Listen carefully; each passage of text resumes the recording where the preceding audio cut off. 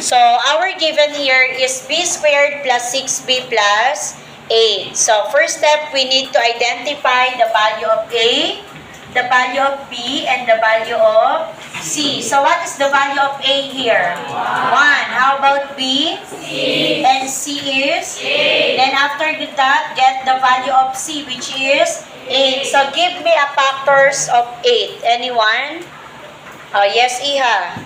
4 times 2. Okay, we have 4 times 2. Another factors. Iha? 8 times 1. Meron pa po bang iba?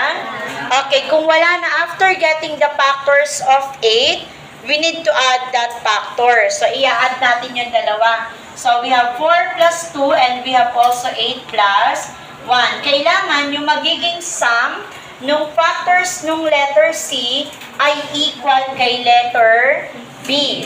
Okay, 4 plus 2? How about 8 plus 1? Okay, may nakuha ba tayong letter B?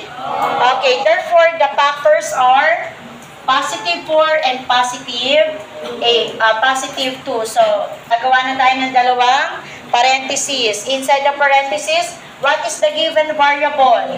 Letter B. And then, ano yung factors na nakuha natin? What is the sign of 4? Positive 4 and also positive 2. Therefore, this is the final answer. So, who got the correct answer? Okay, bigyan ng 3 bagsak.